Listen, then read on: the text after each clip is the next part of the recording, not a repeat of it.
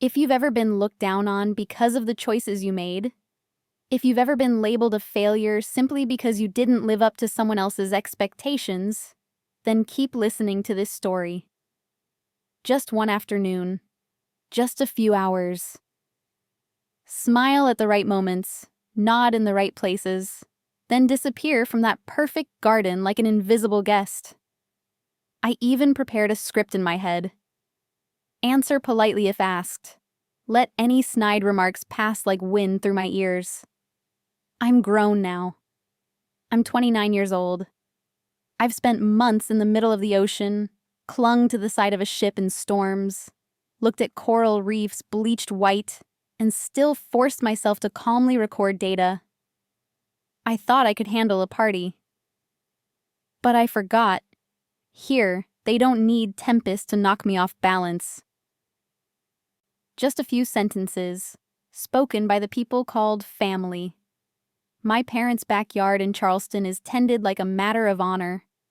The grass is cut close, the hedges trimmed into perfect angles, flowers arranged in clusters as if designed by a professional team. Fairy lights are strung from one tree to another, pretty enough even in daylight to be Instagram-worthy. The tables are covered in white cloth. Crystal glasses gleam, food laid out in that upper-class style I've always felt was more stage set than meal. I stand at the edge, like a misplaced period in their flawless picture. Olivia, my sister, stands at the center of the crowd, her hand resting on Bradley's arm like a declaration of ownership. Her engagement ring catches the sun, flashing blindingly. Everything about her is right. The dress, the hair, the practiced smile. She's the kind of person whose mere presence makes others feel not enough. And me? I'm wearing a silk dress borrowed from a friend, and I hate it. It squeezes my chest, cinches my waist, traps heat, makes it hard to breathe. It makes me feel like I'm playing the role of a proper daughter just to earn permission to stand in this garden. I lift my champagne glass, intending to take a small sip to soothe my dry throat, when I hear Olivia's voice. Not normal conversation. No. Deliberate. Her voice rises just a bit too loud, cutting through the soft music and murmuring chatter. So, where is your mysterious fiancé, Amada? I freeze. It feels as if someone has yanked me by the back of my clothes, dragging me into the middle of the yard. Nearby, conversation's quiet. I see eyes turn toward me. 1, 2, then a whole cluster. Just one question, and I can hear my own heartbeat. I turn, forcing a smile. He's on his way, stuck at work. I say it softly. I truly don't want to be the center of attention. I just want to drift through this afternoon like a shadow. But Olivia doesn't want that. She tilts her head, her smile like honey, so sweet it sends a chill down the spine. Work on a Saturday afternoon? And then my mother laughs. Not a warm laugh. A laugh sharp as shattered glass, scraping at someone's stomach. She sets her glass down, lips curling. Oh, sweetheart, stop acting already. Everyone knows. There is no fiancé. I look at my mother, heat rushing to my face. I want to say, Mom, I'm not acting. I want to say, I just haven't introduced him yet. But my throat tightens, as if squeezed by an unseen hand. My father stands near the BBQ grill, chatting with Bradley's father, men who always seem to talk only about money, connections, and something they call status. He turns, voice loud enough for others to hear, as if telling a joke. Amada was always imaginative as a kid. Remember? She said she'd save the ocean. Now she's moved on to saving face by making up a boyfriend. Laughter breaks out. I hear someone snicker. I hear whispers. I don't look at them, but I feel it clearly.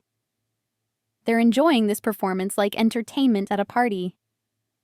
I grip my champagne glass so tightly my fingers go numb. I stare at the tiny bubbles rising inside it as if at a place of refuge.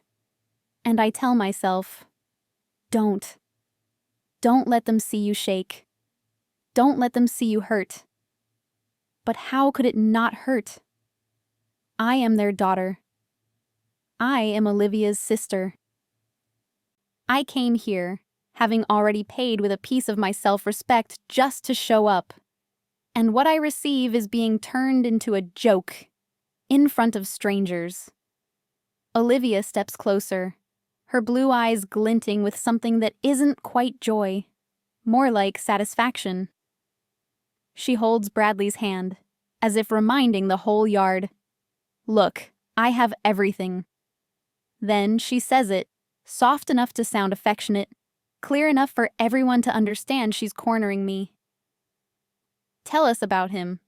What does he do? Where did you meet? Why haven't we ever seen him?" I open my mouth. I mean to say, his name is Alexander. I mean to say, he funds marine conservation projects. I mean to say, he's the first person who has ever truly listened to me. But the air in the garden thickens, grows heavy. I see faces waiting, some curious, some already smiling. Some already decided that I'm lying. And the worst part? I understand why they think so. Amada, the odd one, the one who doesn't know how to make money, the one who chose marine biology while Olivia chose the glamorous path. In their eyes, I'm always the one who has to prove herself, who needs permission to be acknowledged, who needs a successful man to legitimize her life. And I hate that. I hate that my love must be audited like a financial report. I hate that my worth is measured by a ring on my finger or a salary on a contract. I take a deep breath, forcing my voice to stay steady. He'll be here, I repeat slowly, just a little late. My mother looks at me, her eyes a mix of pity and irritation. "Amada, you don't have to do this. If there's no one, just say there's no one. There's nothing wrong with being alone." Her voice sounds like comfort, but I know better. That isn't comfort, it's a stamp. A stamp declaring I'm pitiful, that I have to invent someone just to avoid being seen as a failure. That my existence, without someone beside me, is something shameful. I lift my gaze and look at Olivia. She's still smiling. The ring on her hand flashes like a slap made of light. And in that moment, I realize Olivia didn't ask because she cared. She asked because she wanted me to fall. She wanted her party to be more than an engagement celebration. She wanted a coronation. And I, Amada, would be the pedestal she stepped on. Once again. I hear someone whisper behind me, "She's definitely lying." Another voice, "Poor thing." I close my eyes for a second. Just 1 second, I imagine I'm out at sea. Salt wind. The sound of waves. A sky so wide no one can corner me. But when I open my eyes, I'm still here. In the perfect garden. Under waiting gazes. And I understand. This party will not let me be. And if Alexander doesn't arrive, then I will be torn apart into a joke. Forever. How many times have I said that sentence already? He'll be here. 3 words. Short. Simple. But in this garden, those 3 words sound like a provocation. As if I've hung a target on my own chest and said, "Go ahead. Aim here." No one believes me. And they have no intention of believing me. My mother is the first to step forward. She always is. She has a talent for turning cruelty into concern for her child. She looks at me, her eyes softening just a little, her voice lowering as if she's speaking privately to me, yet loud enough for everyone around to hear every word. Amada, do you know how much I worry about you? She sighs, shakes her head. You don't need to put this kind of pressure on yourself. There's nothing wrong with not having a boyfriend. You don't need to make up a man to prove anything. Make up? The word lands in my ears like a stone. I open my mouth to say, I'm not making it up. But she doesn't give me the chance. She never does. She speaks continuously, quickly enough that no one else's words can slip in. My dear, I'm just afraid the more you say, the deeper you'll dig yourself in.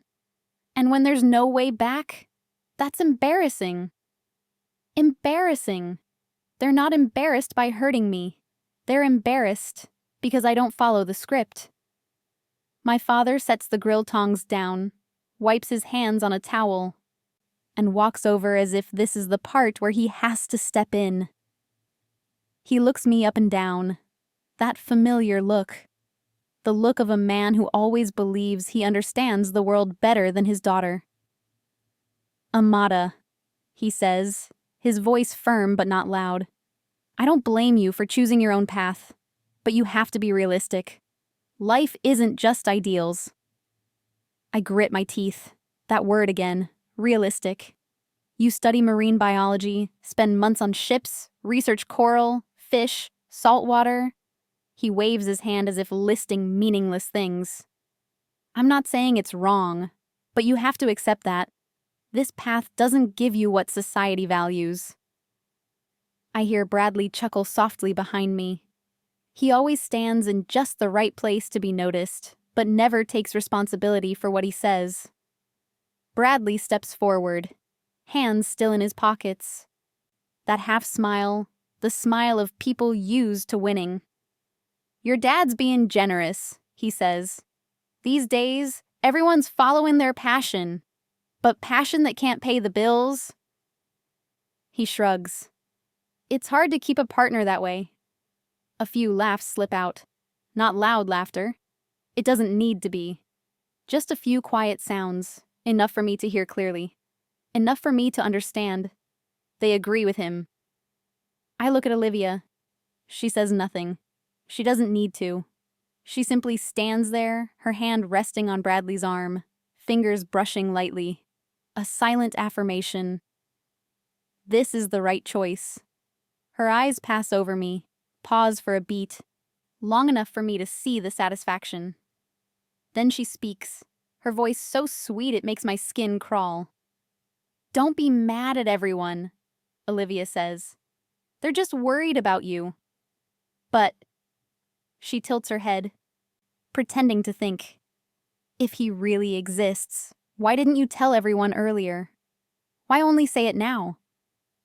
I clench my hands, because I know the answer, because you never asked. You never asked what I do out at sea. Never asked who I meet, who I talk to, who I love. You only ask when you need something to compare, to measure, to see whether I've lost. I take a deep breath. Because my private life isn't a report, I say, my voice shaking but not breaking. I didn't think I needed to. See? My mother cuts in, turning to the relatives. She's always like this, always defensive, always thinking the whole family is attacking her. Aunt Karen, the relative I only see a few times a year, shakes her head and takes a sip of wine. Poor thing. She must be under so much pressure. Poor thing. That word is worse than made up. My father sighs again, as if he's the one who's been wounded. Amada, you're almost 30. You're not a child who can say, I'll save the ocean and ignore the future anymore. I laugh. Not because it's funny, because if I don't, I'll cry. I'm not ignoring the future, I say. I'm just choosing a different one. Bradley raises an eyebrow. A future without a plan B? That sentence, finally, hits. I feel my throat tighten. I want to shout that I have a doctorate, that my research is cited, that the reefs I study are recovering. But I know there's no point. To them, if it doesn't turn into money, status, something to show off at a party, then it doesn't exist. Olivia takes another step forward, lowering her voice as if trying to smooth things over. "How about this?" she says. "If he comes, great. And if he doesn't, you can just say it was a misunderstanding. Everyone will let it go. Let it go. The way they've let me go all these years." I look around the garden, the eyes, the faces, strangers waiting for the ending. And I understand something very clearly, very coldly. They don't need the truth. They just need me to admit that I was wrong, that I chose the wrong path, the wrong life, the wrong self. I feel my phone vibrate lightly in the pocket of my dress. A very soft vibration, but in my head it thunders. I don't dare take it out yet. I just grip it, like holding on to a final rope. "I didn't make him up," I say again, slower this time, clearer. "And I'm not apologizing for my life." No one responds right away. Then my mother laughs, this time without hiding it. "Amada," she says, "do you really think a successful man would let his fiancé stand here, alone, being doubted by her entire family?" The question hangs in the air, and in that moment, I realize they've already decided.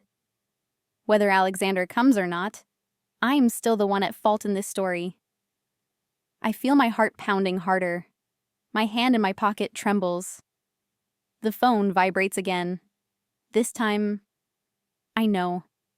After my mother's question, what kind of successful man would let his fiancée stand here alone? The air seems to freeze. Everyone looks at me, not with curiosity anymore, with the expectation of watching me collapse. I know this very well. All I have to do is stay silent, turn away, or say something like, "Let's drop it," and they will win. The story will be retold exactly as they want it. Poor Amada. Lying Amada. Amada choosing wrong again. And strangely enough, in that moment, I no longer want to run. I'm tired of shrinking myself to fit their mold, tired of living as if everything I have must be inspected and approved. I lift my head. "I'll tell you," I say. My voice isn't loud, but it's clear enough to pull the entire garden's attention toward me. I catch a flicker of surprise on my mother's face. Olivia narrows her eyes slightly. Bradley crosses his arms, wearing the expression of someone waiting for a fairy tale. "I met him 3 months ago," I begin, "during a survey trip in the Caribbean." Immediately, Bradley lets out a soft laugh. Of course, the Caribbean. I glance at him, not sharply, not angrily, just cold. "I was there to study coral reef restoration," I continue. "The project lasted 6 weeks. We lived on the ship, diving every day, collecting samples, recording data." My mother frowns. And Alexander was the one funding that project. As the name leaves my mouth, I hear a few murmurs. Olivia tilts her head. "Alexander?" "Yes," I say. "Alexander." I don't explain right away. I let the name hang in the air, like a test. And I can see it clearly, in their eyes. The name carries no weight yet. It's not attached to a title, a brand, or anything they're used to valuing. My father clears his throat. "Funding? Meaning what? Which company?" I shake my head lightly. "He doesn't work for a specific company." My mother raises her eyebrows immediately. "Then what does he do?" I smile. A very small smile.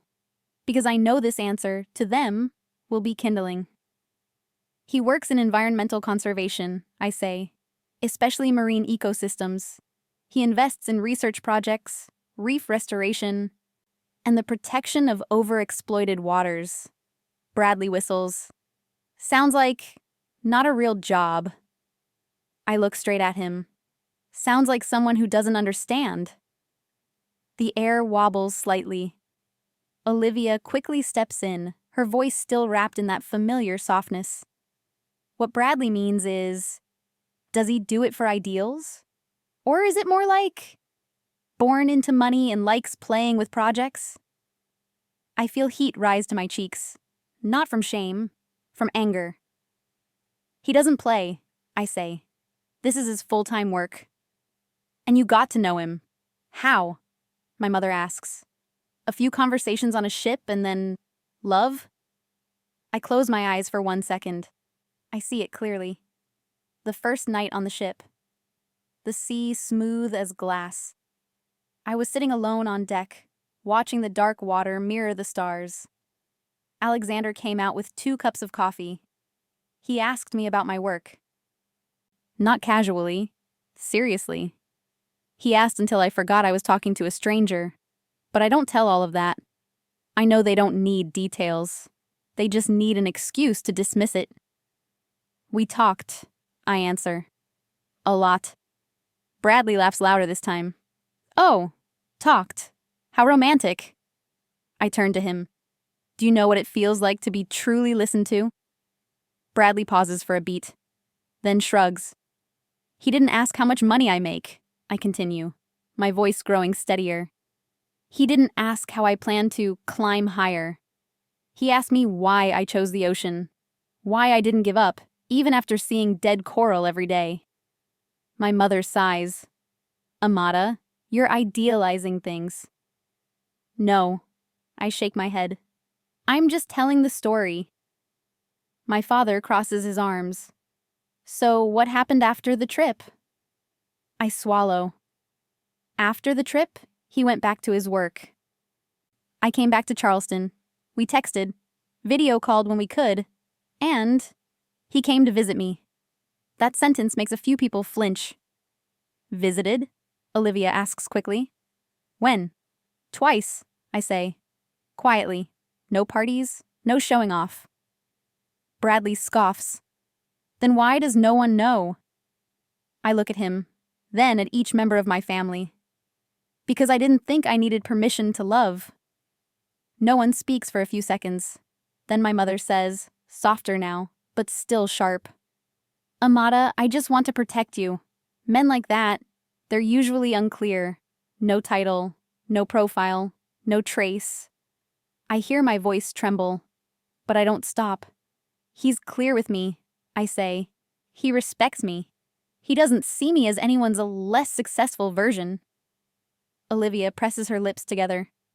Then why isn't he here? That question, again, twists the knife. I reach into my dress pocket. This time I take my phone out. The screen lights up. A message. I look down, and my chest tightens, but not from fear, from hope. I lift my head. He's on his way, I say, truly. Bradley laughs. How long? I look at the screen. About 20 minutes. Laughter ripples through the crowd. Not cruel laughter. It doesn't need to be. Just the kind loaded with implication. How long are you going to drag this out? But I don't put my phone away. I hold it tightly, like the only truth that belongs to me in this garden full of doubt. 20 minutes, I repeat. If he doesn't come, I'll leave, and I won't explain anything further. No one believes me. But I know, for the first time in my life, I'm not speaking for them to believe. I'm speaking so I can stand upright myself. And somewhere, deep inside me, I know, if Alexander arrives, it won't just be this story, but the entire order of this garden that will be overturned. The air after I said 20 minutes doesn't soften at all. On the contrary, it feels like a beast that has just caught the scent of blood. I look around the garden. Some people have already turned away to resume other conversations, not because they've lost interest, but because they've finished reaching their conclusion. I'm just a slightly long intermission in Olivia's party, a side act to see how much more can be dragged out of her. But Olivia isn't done. She steps closer. The distance between us is now just a single step. Her perfume, expensive, flawless, envelops me. She smiles, lowering her voice, yet keeping it loud enough for those nearby to hear. 20 minutes? She repeats. Fine. But let me ask you one thing. I know this well. When Olivia says one thing, she already has a knife prepared. She grabs my left hand. No asking, no permission. She takes my hand, lifts it into the air, gently twists my wrist so my palm faces outward. The gesture looks casual, almost playful, like two sisters teasing, but her grip is firm enough that I can't pull away immediately. Where's the ring, Amada? She raises her voice just slightly. No need to shout, just enough for people to hear and turn back. We heard you say fiancé, Olivia continues, eyes glittering. So where's the ring? I go still. For a painfully brief moment, I can only stare at my hand. Bare. No ring, no mark, nothing to shield me from the gazes converging like birds of prey. Oh my God, a relative whispers somewhere. So it really isn't real? Poor thing. The words prick my ears like needles. I try to pull my hand back. Olivia releases it, but too late. Everyone has seen. And more importantly, they've believed. My mother steps forward, her voice rising, tinged with disappointment and irritation. Amada, you said you were engaged, she says. You can't expect people to believe you when you don't even have a ring.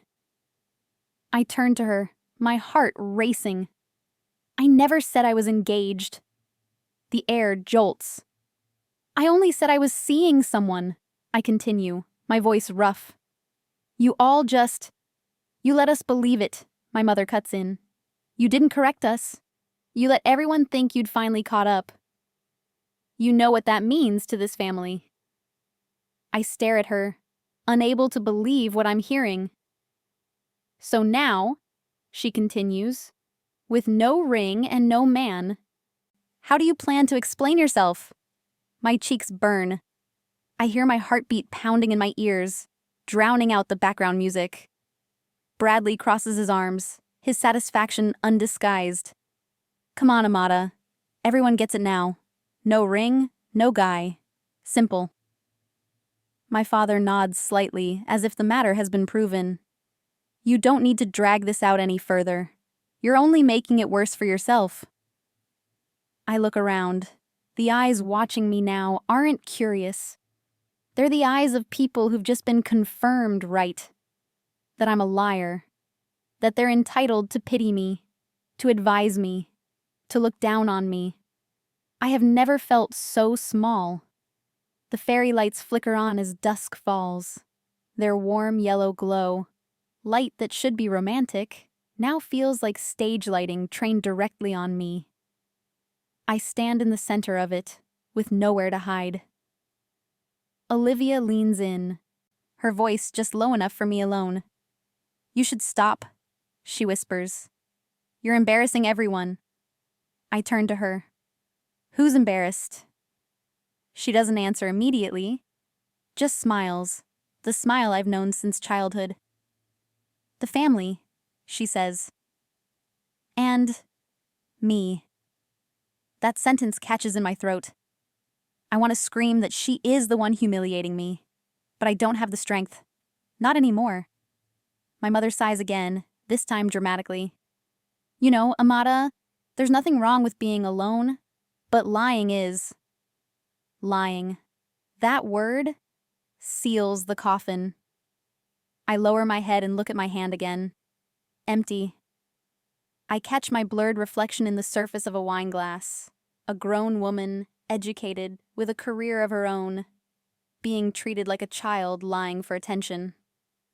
I hear my own voice, very small. I'm not lying.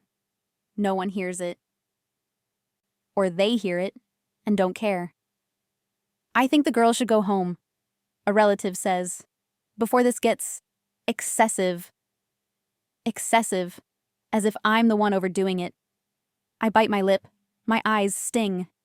I don't want to cry here. Not in front of them, not in the way they expect. I slip my hand into my dress pocket. The phone vibrates again. This time, I don't hesitate. I pull it out. Alexander's name appears on the screen. A new message.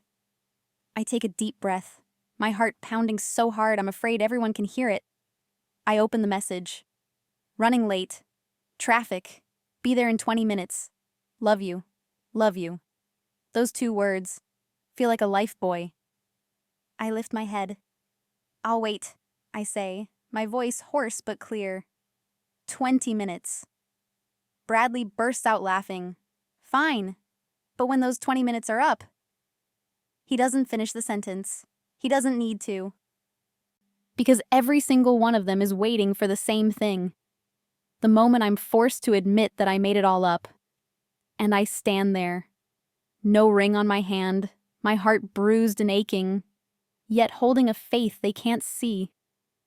If Alexander comes, then it won't just be a ring, but the entirety of their judgment that will collapse.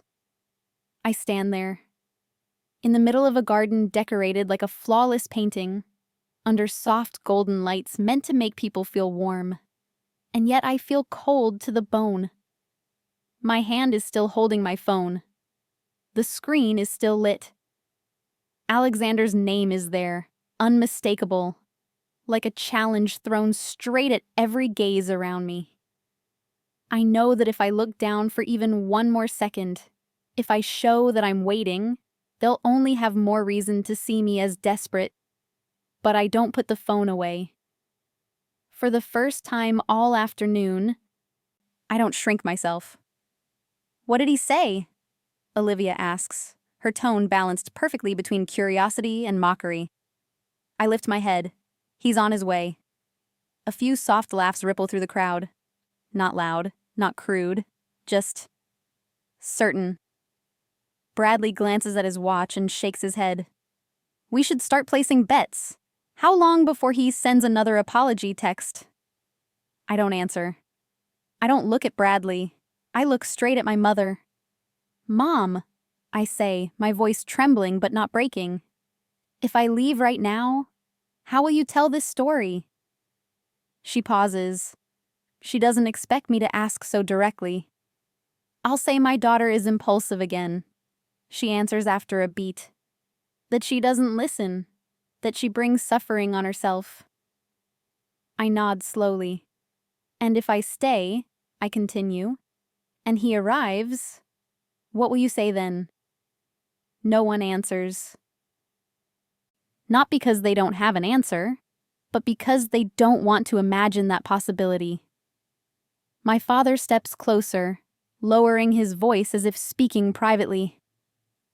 Amada, I don't want you to be hurt anymore. If you need to get out of this, I can take you home. I look at him. For the first time, I realize he isn't cruel. He has just always believed that I cannot win. Dad, I say softly, I don't need to be rescued. I need to be believed. He says nothing after that. A light breeze passes through the garden. The fairy lights tremble, their glow wavering like my heartbeat right now. Uneven, unstable, but still beating. I look down at my phone again. The message is still there. Running late. Traffic. Be there in 20 minutes. Love you. I read it once more. Then again. Love you. Those 2 words don't fix everything. They don't erase the mockery. They don't dissolve the looks of pity. But they remind me of something deeply important. Somewhere outside this garden, there is someone who doesn't need a ring to believe me. I type back, my fingers shaking slightly. They're being awful. I'm still here. I'll wait. The message sends. I lift my head. I'll wait. I say again, this time more clearly. 20 minutes. Olivia sighs and turns away, as if I exhaust her. Suit yourself, but I don't want my party turning into this. This? I ask. You mean me? She turns back, her eyes flashing. I mean your little performance. I smile, a sad smile. If this is a performance, I say, then I'm the only one who didn't get the script. My mother shakes her head and walks toward the drinks table. I can't watch this anymore. I hear relatives whispering, does she really think he'll come? Poor girl. Stubborn, just like when she was little. I close my eyes for 1 second. When I was little, I stood like this too, being told my dreams were foolish, that I would fail, that I should learn to be like everyone else. I've stood alone many times in my life, but this time is different. This time, I choose to stay. I look at the clock on my phone. 18 minutes. Time begins to take shape, to have weight. Each minute passing feels like a step closer to either total collapse or something I don't dare name. Bradley glances at me again, bored.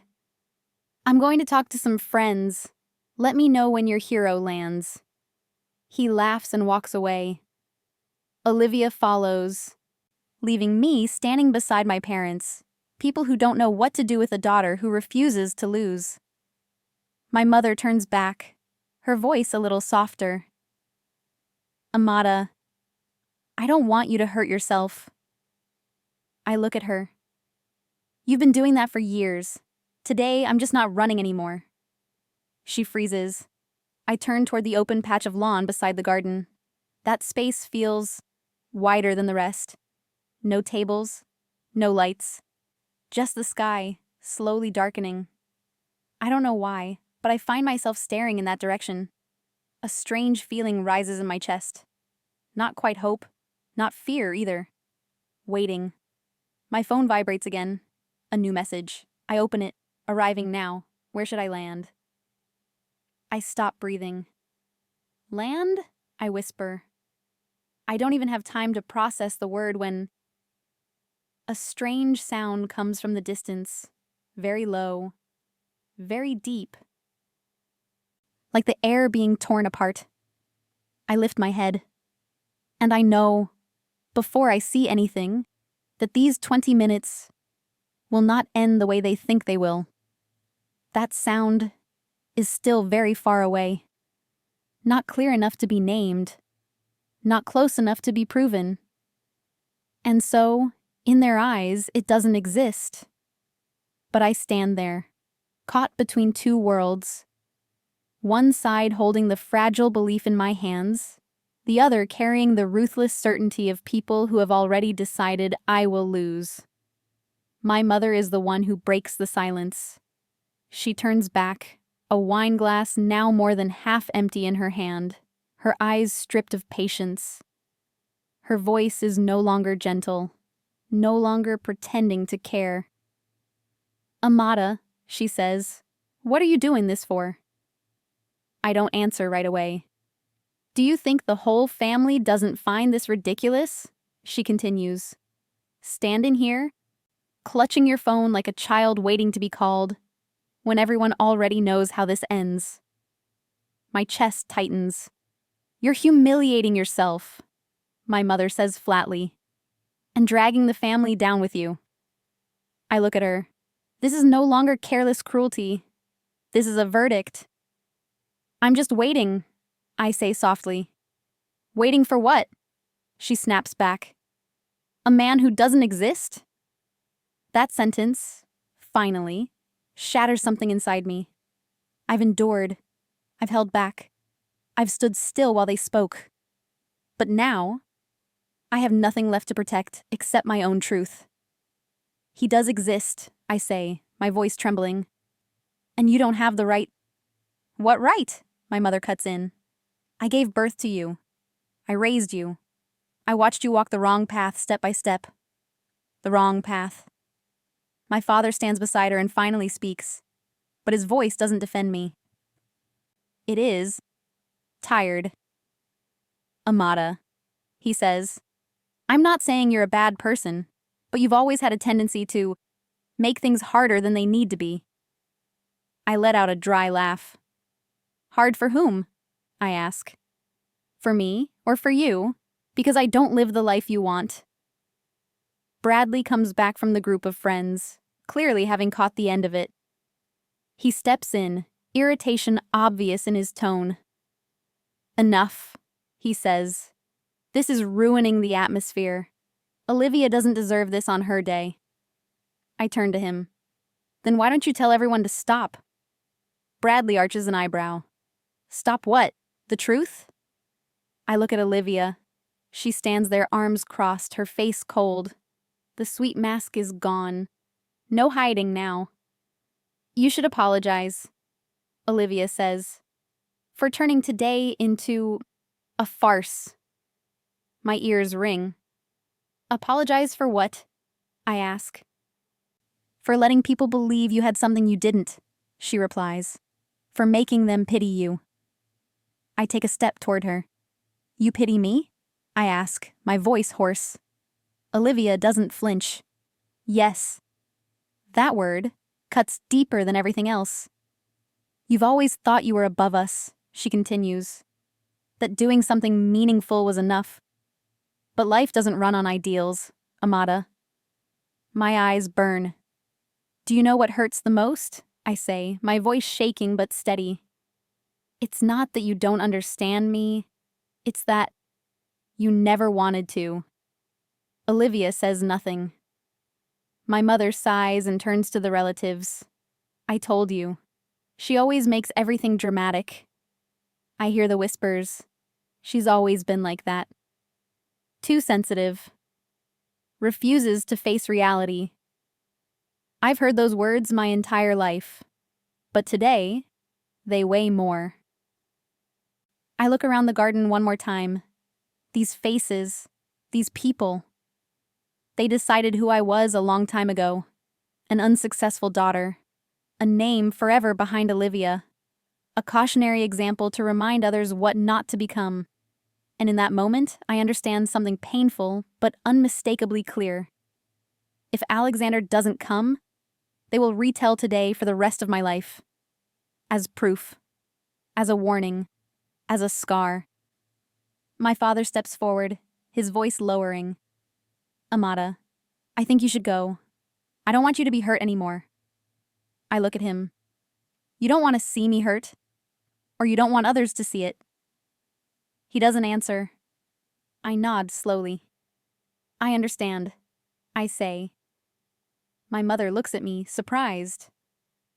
Understand what?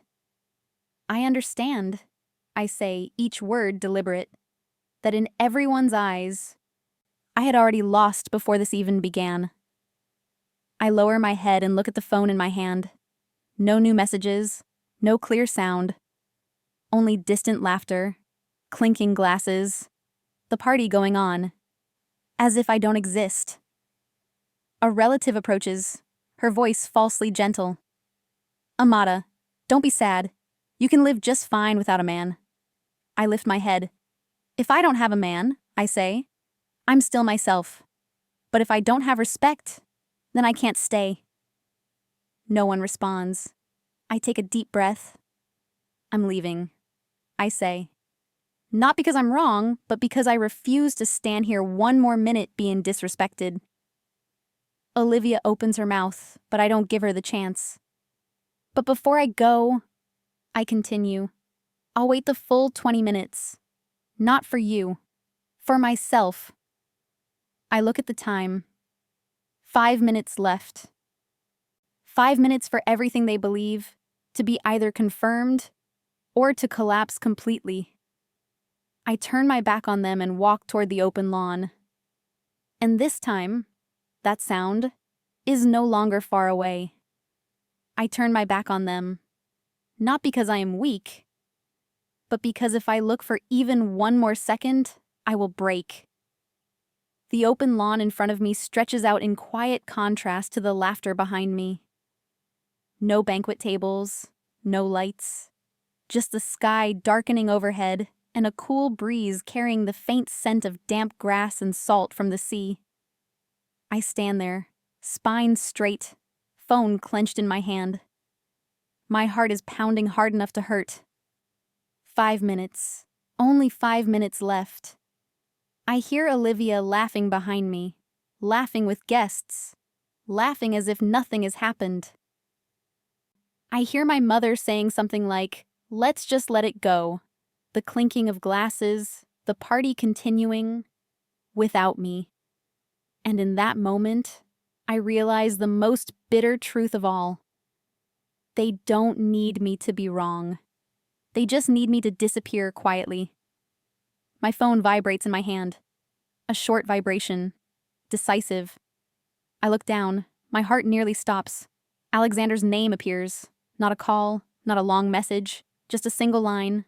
Arriving now. Where should I land? I read it, then read it again. Land? I whisper the word, as if saying it aloud might make it vanish. Land. As in land? I lift my head and look at the lawn in front of me. Wide, empty, nothing special, just a patch of ground beside the garden. Ignored because it wasn't beautiful enough for the party. A crazy thought flashes through my mind. No, it can't be. Alexander doesn't have his own car. He's not the flashy type. And even if he were late, at most it would be a taxi. Maybe a rental. My phone vibrates again. I'm close. Goosebumps ripple across my skin. That sound, the vague noise I heard earlier, comes again. This time, clearer. No longer like wind, no longer distant. A deep, steady rhythm. Thump, thump, thump. I turn instinctively.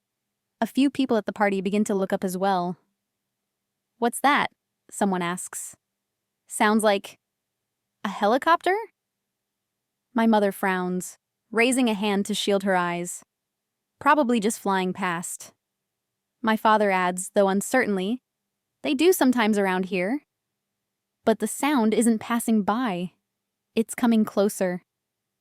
The ground beneath my feet vibrates faintly. The fairy lights sway, their glow trembling as if the garden itself is holding its breath. I look back down at my phone, my hands shaking so badly I have to use both thumbs to type. There's an open field next to the garden. I pause. Then add, "Is that okay?" 3 seconds. 4. Then the reply arrives. Perfect. My heart stumbles. "Amada?" My mother's voice comes from behind me, different this time. No mockery, no irritation, confusion. I don't turn around. I look up at the sky. Through the treetops, I see it. At first, just a dark shape. Then its form sharpens. A helicopter. Black, sleek, modern. It isn't flying high. It isn't rushing. It descends with calm precision, as if the pilot knows exactly what he's doing. "Oh my God!" someone gasps. "It's real! No way!" The rotor wash crashes down, strong enough to send tablecloths flying, napkins tumbling, people crying out in surprise. A vase topples over. Olivia shrieks as a decorative arrangement tips sideways. I remain still. I don't smile. I don't cry. I just breathe. The helicopter touches down on the lawn, right where I've been staring, just beyond the garden. The rotors slow. The noise fades, leaving behind a stunned, heavy silence. No one speaks. I hear my own heartbeat. I hear the wind. I hear someone swallow hard. The helicopter door opens, and I know, before I even see him, that this is the moment everything shifts. A figure steps out. Tall. Calm. Confident in a way that doesn't need display. A white shirt, sleeves rolled up. Dark trousers. Hair slightly tousled by the wind. Alexander. He scans the area for a second, orienting himself. Then his gaze finds me. Immediately. Across the crowd.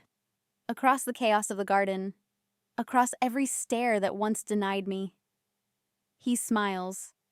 Not the smile of someone here to impress, but the smile of someone who has arrived exactly where he belongs. "Amada," he calls. Just 2 syllables, but enough to freeze the entire garden. I hear my mother whisper behind me, "That's impossible." I take one step toward him. My legs tremble, but I step forward, because in that moment, I understand with absolute clarity, I did not wait in vain. I did not invent him. And I, Amada, am no longer standing alone. The helicopter has landed, not in my imagination, not in a story I made up to save face. It is there, right on the lawn beside the garden, the very place where just minutes ago I stood alone, preparing to leave in silence. The rotors slow, the wind still churns the air. Dresses flutter, hair tangles. The fairy lights sway, casting an unstable, flickering glow, as unsettled as the people standing beneath them. No one speaks. The silence is so heavy I can hear every breath. Alexander takes another step toward me. Each step, unhurried, unshowy, presses an invisible weight onto the garden. No introduction needed, no explanation required. His presence says everything on its own. He stops in front of me. "I'm sorry I'm late," he says, his voice low and calm, as if landing a helicopter at a family party were perfectly ordinary. Work took longer than expected. I look at him. In that moment, I forget every gaze around us. I see only this man, the one who said he would come, and truly did. "It's okay," I whisper. "You're here." Alexander smiles. Then, naturally, he slips an arm around my waist, a protective, steady gesture, effortless and certain. And then, I hear a sharp intake of breath behind me. I turn. My mother stands frozen. The wine glass in her hand tilts, red liquid spilling unnoticed. Her face has gone pale, stripped of all confidence, all judgment. My father looks as if he's turned to stone. His mouth opens, closes, opens again. His mind struggling to process a reality that fits none of his prepared scripts. Olivia. Olivia says nothing. She stands rigid, gripping Bradley's arms so tightly her knuckles have gone white. The ring on her finger, the ring that minutes ago was used to wound me, now looks painfully out of place. Bradley is the first to find his voice. Sorry, he says, forcing a smile. "You must have got the wrong address?" Alexander turns toward him, just turns his head, just one look. Not harsh, not contemptuous, but enough to silence Bradley completely. "No," Alexander says. "I'm exactly where I'm supposed to be." Then he turns to my parents. "Good evening," he says politely. "I'm Alexander." My mother swallows. "You're the person Amada has been waiting for," he replies. No more, no less. That sentence cuts cleanly through everything. I feel my hand tremble, not from fear, but from the unfamiliar sensation of standing in the right place for the first time. Alexander leans in, murmuring near my ear. "Did I put you in an awkward position?" I shake my head, eyes burning. "You have no idea what you just did." He smiles softly. "I just came to get the woman I love." A sharp breath escapes somewhere in the crowd. I don't turn around. I don't need to. Alexander finally looks around the garden, as someone stepping into a room where he is the unforeseen variable. "I'm sorry if we interrupted the party," he says, his voice carrying. "That wasn't my intention. But I promised Amada I would come, and I keep my promises." Silence. No laughter. No whispers. Only a complete reversal. A relative stammers. You flew here in a helicopter?" Alexander nods. "Road traffic was heavy, and I didn't want to be any later." As if that were the most natural thing in the world. My father clears his throat. "And? What do you do?" Alexander doesn't answer immediately. He looks at me first, asking permission. I give a barely perceptible nod. "I work in environmental conservation," he says. primarily marine ecosystems. I fund and manage projects in the Caribbean, South America, and Southeast Asia. My mother's mouth falls open. You're a sponsor? Yes, Alexander replies. And Amada is the researcher I trust most among everyone I've ever worked with. That sentence strikes where they never thought to look. I see my mother's gaze shift to me. No pity now, no disappointment. Just disorientation. You work with him? She asks. I nod. I told you. Bradley lets out an awkward laugh. Impressive. Helicopters. International projects. Alexander turns to him. I didn't bring a helicopter to impress anyone. Then he continues, his voice deeper, steadier. I came because Amada was being disrespected. The air locks in place. I came, he says, because she was standing alone in a place where she should have been treated with respect. Olivia opens her mouth, then closes it. Alexander looks directly at her. You're Amada's sister? He asks. Olivia nods, unable to speak. Then you should know, Alexander says slowly, that she is one of the most intelligent, resilient, and kind people I've ever met. If anyone has embarrassed anyone here today, it wasn't her. I hear a strangled breath. Not from me, from my mother. Alexander turns back to me, his hands still firm at my waist. Are you okay? He asks. I look at him, and for the first time that evening, I smile without forcing it. I am, I say. Now I am. Because in this moment, the entire garden understands one thing. I didn't lie. I wasn't pitiful. And I, Amada, was never the one who lost in this story. After Alexander's words, I came because Amada was being disrespected. No one can laugh anymore. The atmosphere in the garden changes completely. Not the tense silence from when I was being cornered, but the silence of people trying to reassemble reality. Alexander doesn't rush. He doesn't stride into the center of the party like someone claiming the spotlight. Instead, he gently guides me a few steps forward, away from the lawn and back toward the garden, where everyone is gathered. The way he moves is very different from the men my family admires.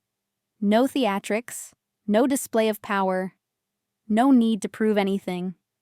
Just the quiet confidence of someone who knows exactly who he is. Excuse me, Alexander says, his voice low and courteous.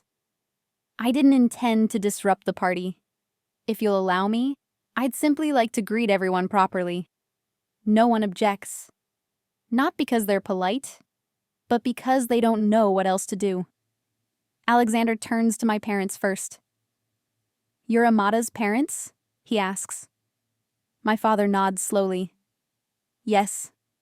Alexander extends his hand. The handshake is firm, measured, neither dominating nor ingratiating. Thank you for raising an extraordinary woman, he says. I know Amada hasn't always been seen clearly, but I hope today, at least, you'll see her better. My mother looks at the hand offered to her, then up at Alexander. She hesitates, just for a fraction of a second, before taking it. She begins, then stops. I didn't know you. That's all right, Alexander says gently. We're only meeting for the first time. The words carry no accusation, and yet my mother blushes, because she understands. The problem was never that she hadn't met him. It was that she had never wanted to understand. Alexander turns to Olivia and Bradley. Congratulations to you both, he says, still perfectly civil. Amada told me about the celebration. Olivia swallows. You're Alexander? Yes, he nods. It's a pleasure to meet you. Bradley straightens, trying to regain composure. I'm Bradley. Alexander shakes his hand. Not tighter, not looser. just enough for Bradley to realize something important. This is not a man who can be assessed with a casual glance. "I hear you work in investment?" Alexander asks. Bradley nods quickly. "Yes, financial investment." Alexander smiles. "Interesting. I invest in things that take longer to yield returns." Bradley frowns. "Meaning?" "Ecosystems," Alexander replies. "Oceans, coral reefs, things that, if we don't protect them today, money won't be able to save a few decades from now." The air dips again. A relative, perhaps summoning courage, asks, "So, you really work in environmental conservation?"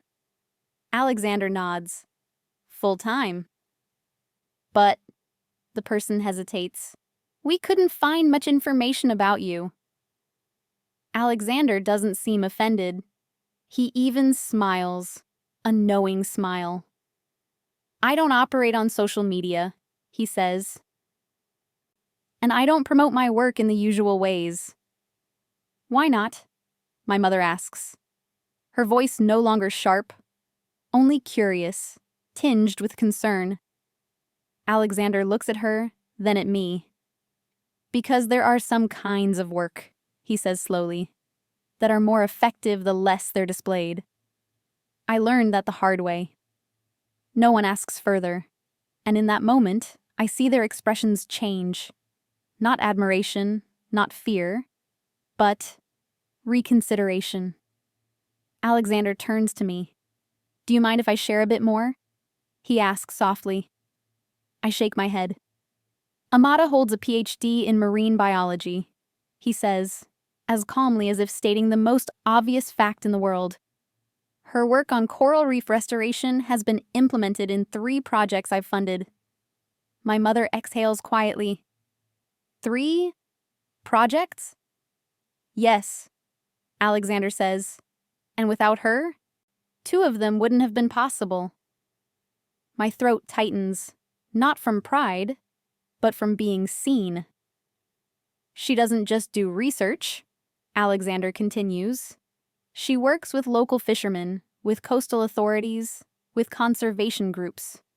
She understands the ocean, not on paper, but with her entire life." No one speaks. My father lowers his gaze, staring at his hands. Olivia stands motionless, the confidence she once carried completely gone. Bradley is silent, for the first time since I've known him. Alexander pauses. Then he says one final sentence, very quietly, yet enough to close every mockery that came before. "If anyone here thought Amada was a failure, then I'm afraid they were gravely mistaken." I feel his hand tighten gently around mine. Not to display, but to remind me, you are not alone. My mother steps closer. "Alexander," she says slowly, I didn't understand." Alexander nods. "That can be changed. Not a promise, not forgiveness, just a door, opening slightly." I look around the garden, the place where, only an hour ago, I was a joke. Now, every gaze carries a new question. If Amada wasn't wrong, then where were we wrong? And I know this is only the beginning. After Alexander finishes speaking, no one rushes to respond. Not because they don't understand, but because they understand all too well. And that realization is deeply uncomfortable. Alexander doesn't stand there waiting for validation. He doesn't need it. He simply turns slightly toward the woman who stepped out of the helicopter behind him, a neatly dressed professional in a tailored suit, holding several carefully wrapped gift boxes. "Thank you," Alexander says to her. "Please place them here." She nods and walks toward the nearest table, the wedding gift table for Olivia and Bradley. I see Olivia stiffen. "These are?" she asks, unable to hide her caution. Alexander smiles politely. "Just a small congratulatory gift. Amada and I wanted to wish you well." He says it as if it were the most natural thing in the world. No flourish, no explanation required. 5 gift boxes are set neatly on the table. Thick wrapping paper, neutral tones, cleanly tied ribbons, not ostentatious but unmistakably intentional. You really didn't have to. Bradley begins, his voice tight. Alexander tilts his head slightly. I wanted to. Another silence. Finally, Olivia reaches for the first box. As the lid opens, I hear a faint intake of breath, soft but unmistakable. Inside is an antique crystal decanter, clear and exquisitely cut. The fairy lights scatter across its surface like fractured starlight. I don't know much about antiques, but even I can see this is not something purchased on impulse. Oh my God, a relative whispers. That's the real thing. Olivia closes the lid again, her hand trembling slightly. The second box. A pair of engraved silver candlesticks. Elegant, classical. Bradley leans closer, his eyes widening. Solid silver, he mutters. And hand engraved. Alexander remains still, one hand resting lightly at my back. We thought of choosing things that last, he says calmly. Things that endure over time, like marriage. No one laughs. The third box. Olivia opens it more slowly now, as if sensing what's coming. Inside is an envelope and a bottle of wine. The moment Bradley sees the label, he straightens. This is impossible, he says, his voice dropping. Chateau Margaux, 1982. A man nearby, clearly familiar with wine, lets out a low whistle. That bottle, that's 6 figures. Alexander shrugs. We simply wanted something appropriate for the occasion.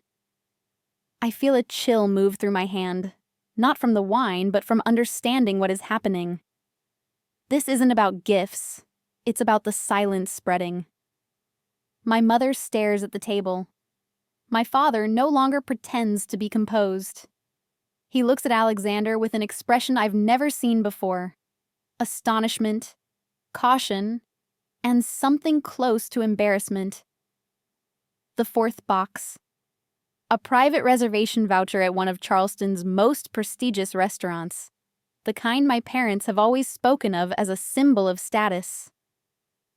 Olivia holds the card, then looks up at Alexander.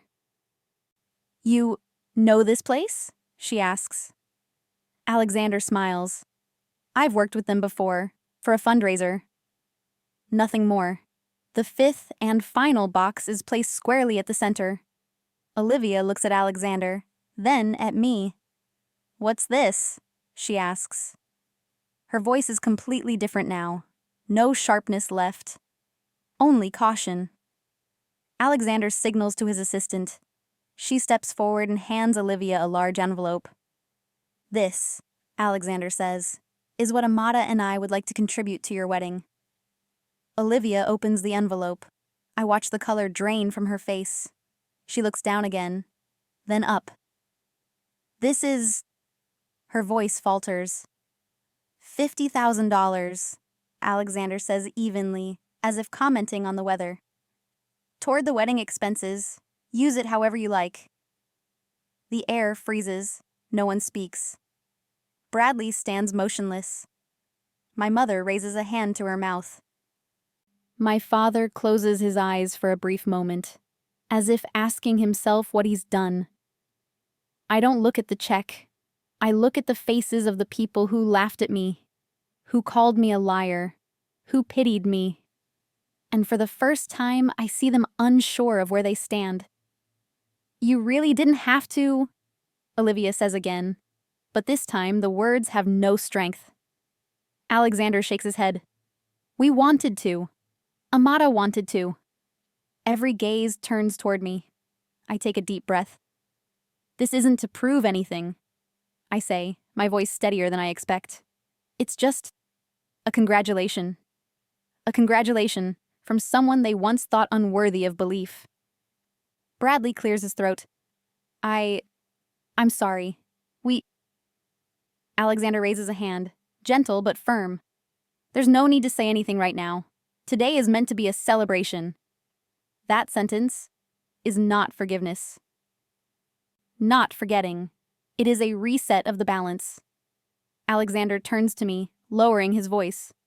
Are you okay? I nod. Not because I'm no longer hurt, but because I am no longer being stepped on. He smiles. And then, before anyone can anticipate what comes next, he reaches into his jacket pocket. I don't even have time to understand before I see it. A small velvet box in his hand. The entire garden holds its breath. And I know what comes next won't just silence them. It will end every remaining doubt. The velvet box rests neatly in Alexander's hand. Not large, not ostentatious, yet in that moment, it carries more weight than every gaze that has pressed down on me all afternoon, perhaps my entire life.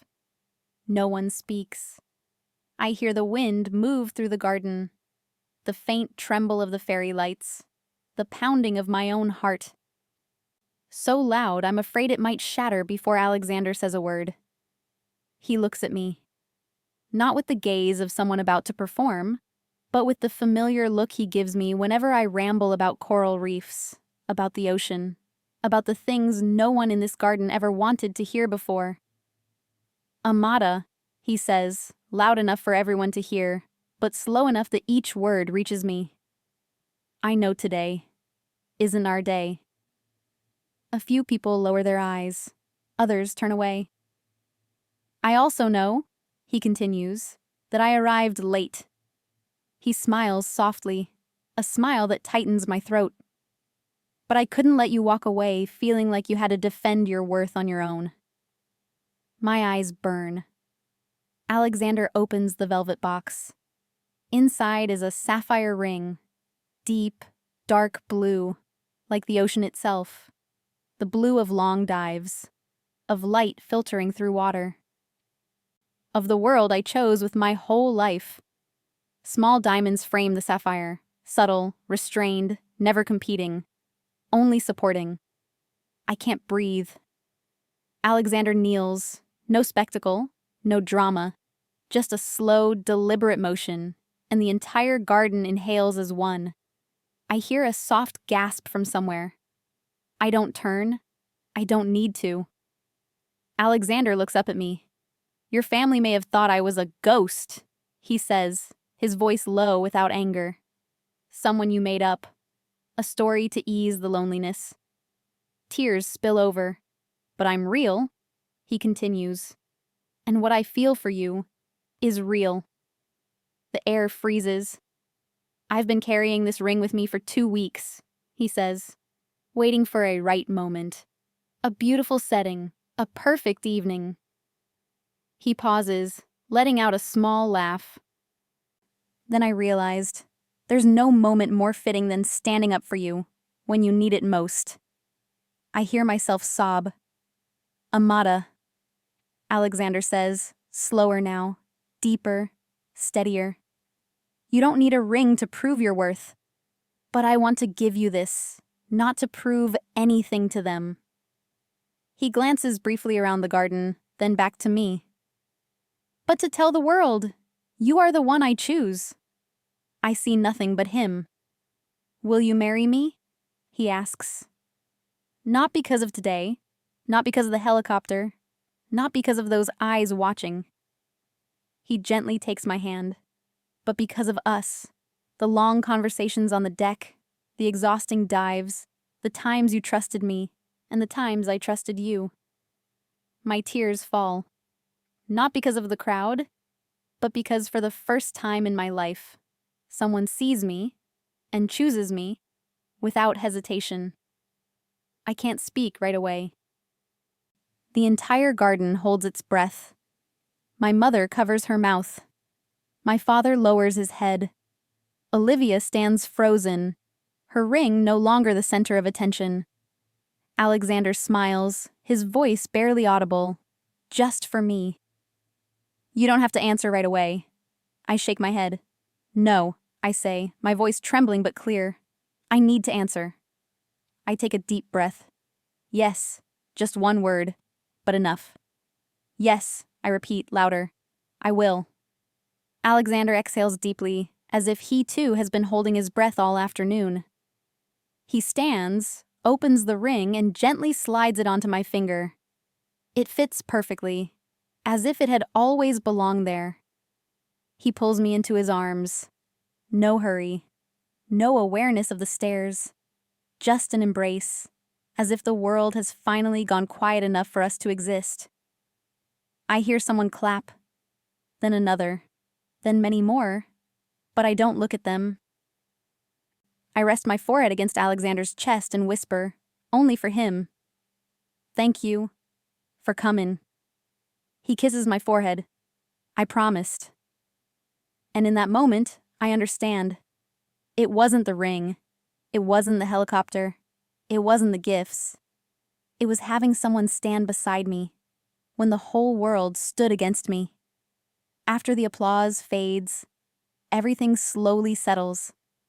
No one laughs anymore. No one whispers. Only a strange stillness remains, as if the entire garden has just woken up from a dream it never controlled.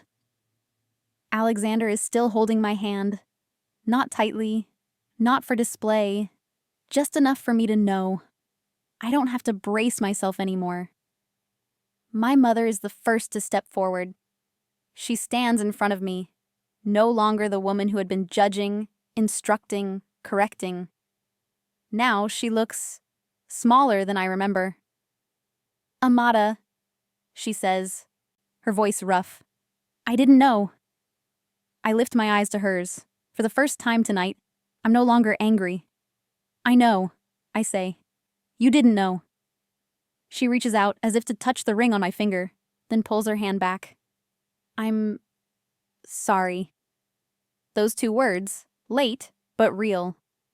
My father stands behind her, silent for a long moment. Then he steps forward, his voice low and slow. "I was wrong," he says. "I thought that if you didn't live the way we did, you'd suffer." He looks at me this time, without turning away. "But today, I realized you were never weak. You were just strong in a way I didn't understand." I take a deep breath.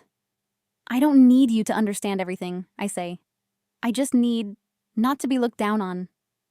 He nods, a heavy nod. Olivia stands a few steps away. She doesn't approach right away. She looks at me for a long time, like she's truly seeing me for the first time. "You won," she says, half joking, half serious. I shake my head. "No," I reply. "I just stopped losing." She gives a sad smile. "I thought you needed to prove something. Turns out, it was me." The air softens. Alexander gently squeezes my hand. A wordless question. "What do you want to do next?" I turn to him, then back to my family. "Tonight?" I say calmly. "I won't stay long." My mother startles. "Are you leaving again?" "No." I shake my head. "I'm choosing to leave." The difference is unmistakable. I'm not angry anymore, I continue. But I won't forget. What happened tonight is a boundary. No one argues. Because they understand, I'm not threatening. I'm stating the truth. Alexander speaks, his voice steady. "We have plans tonight," he says. "But I hope this isn't goodbye." My mother nods quickly. No, we'll talk. We'll really talk." I smile, this time with relief. "We'll try," I say. One step at a time. Alexander and I turn away. No one stops us. No one mocks us. Only eyes follow, no longer with contempt or pity, but with belated awareness. As we walk toward the helicopter, Alexander leans down and asks softly, "Are you okay?" I nod. I've never been more okay than I am right now. The helicopter lifts off, carrying us up and away from the garden, away from the lights, away from old judgments. I look down. Olivia is still standing there. My mother is holding my father's hand. The party continues. But it is a different party now. Alexander holds my hand. Do you regret staying the full 20 minutes? He asks. I shake my head. If I had left earlier, I say, I would still be the one wounded. But by staying, I prove to myself that I am worthy. He smiles. And now? Now, I say, looking at the ring on my finger, I don't need to prove anything anymore. Alexander kisses the back of my hand. That's what I love most about you. As the helicopter flies toward the city lights, I think of the girl who once stood quietly at the edge of the garden, the girl who believed she needed someone beside her to deserve respect. I wish I could go back and tell her one thing. You were always enough.